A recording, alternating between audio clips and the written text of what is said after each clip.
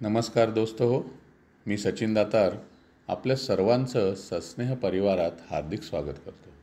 मंडळी, कधीकधी आपल्याला दुसऱ्याचं मन कळत नाही किंवा त्याच्याकडे, त्याच्यासाठी, त्याच्याबरोबर वेळ देता येत नाही.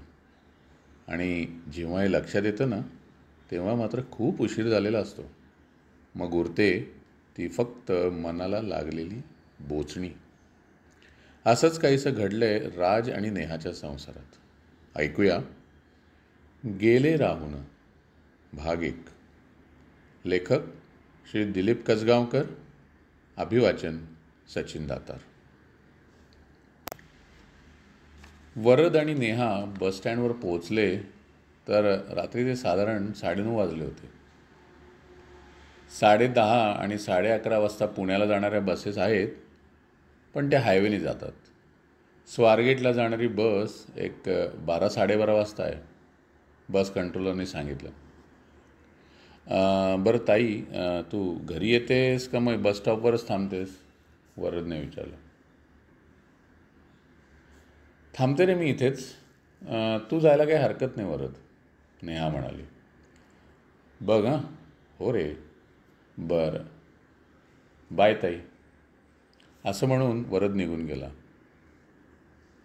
अजून 2.5 तास काढायचेत. कसं जाणार वेळ? नकळत विचारांच्या तंद्रीत नेहा भूतकाळात शिरली. राज, नेहाचा पती, अतिशय हुशार, कामात कर्तबगार, एका खाजगी कंपनीत मोठ्या पदावर नोकरीला. नेहा एकत्र कुटुंबातली, लग्नानंतरही माहेरच्या नातेवाईकांची खूप जास्त अटॅच असलेली. नेहाचा बराचसा वेळ तिचे नातेवाईक आणि मैत्रिणीशी बोलणं आणि सतत येणाऱ्या माहेरच्या नातेवाईकांची बडदास्त ठेवण्यातच जायचा.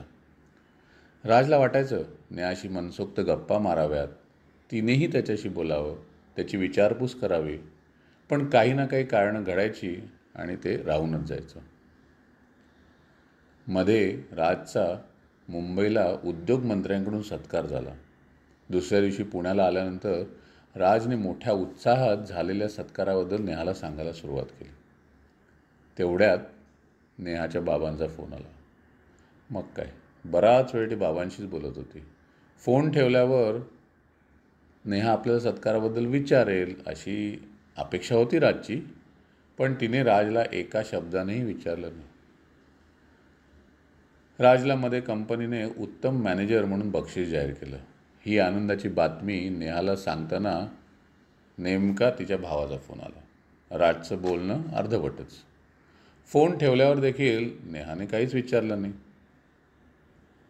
राजच्या रिसर्च पेपरला राज्य पातळीवर बक्षीस मिळालं, अनेक प्रमोशन्स मिळाली, पण दरवेळी नेहाचे नातेवाईक किंवा मैत्रिणी आड आल्या आणि राजला त्याचा आनंद नेहापाशी व्यक्त करताच आला नाही.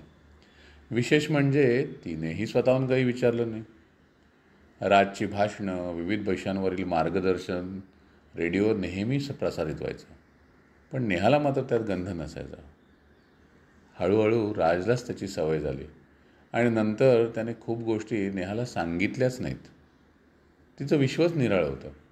राजशी गप्पा मारण्याऐवजी नातेवाईक आणि मैत्रिणीशी गप्पा मारण्यात, त्यांची विचारपूस करण्यात, त्यांच्याबरोबर फिरण्यात तिला जास्त रस होता. हल्ली घशाला अधूनमधून सूज येते म्हणून राज त्याची मैत्रीण डॉक्टर रीना हिच्याकडे गेला. रीना आणि राज 12वीपर्यंत एकाच वर्गात होते. रीनाने राजला काही टेस्ट सांगितल्या. रिपोर्ट पाहून सांगितलं, राज, अरे हळूहळू घशाची सूज वाढून तुला बोलायला त्रास होणार आहे. सूज वाढू नये म्हणून मी काही औषधं देते तुला, त्याचा कसा परिणाम होतोय ते पाहू आपण. पण औषधांचा फारसा परिणाम झालाच नाही.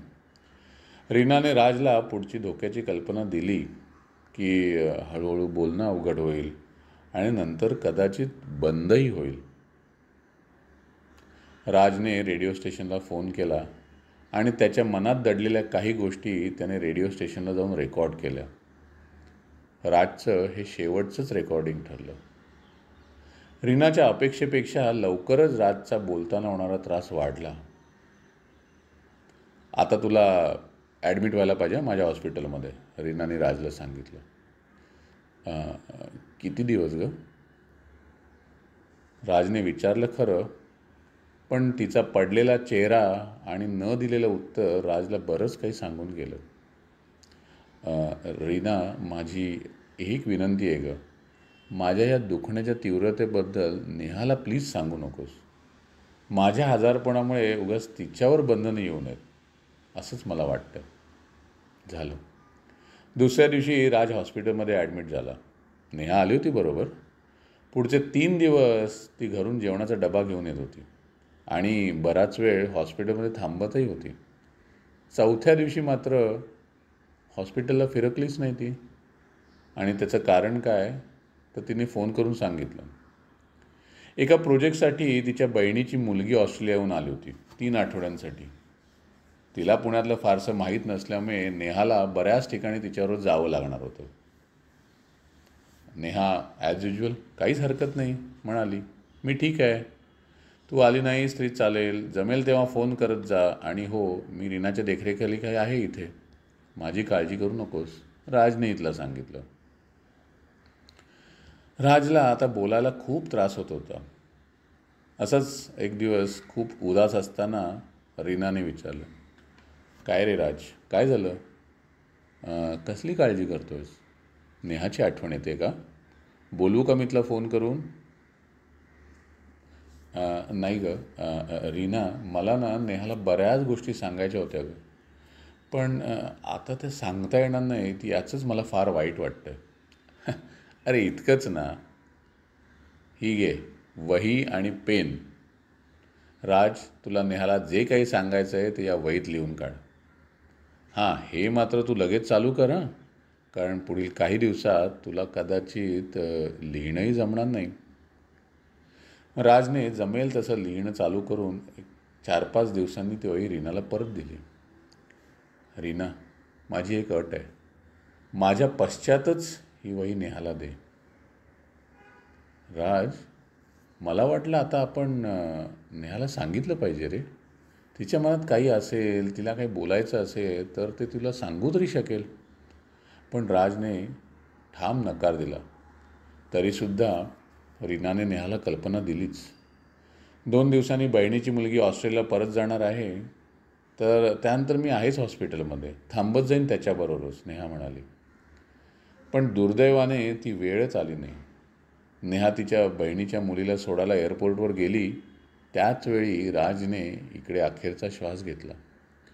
अखेरच्या क्षणीही नेहा राजसोबत नव्हतीच. राज गेल्यानंतर रीना नेहाला भेटायला आली. त्यावेळी तिने राजने लिहिलेली वही नेहाच्या स्वाधीन केली. नेहाने वही उघडली. लिखाणाचं शीर्षक होतं, गेले सांगायचे राहून.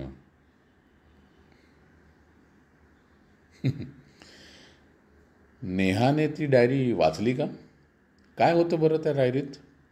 ऐकूया पुढच्या भागात.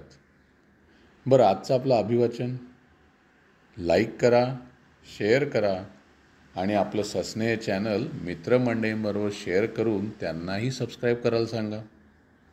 धन्यवाद.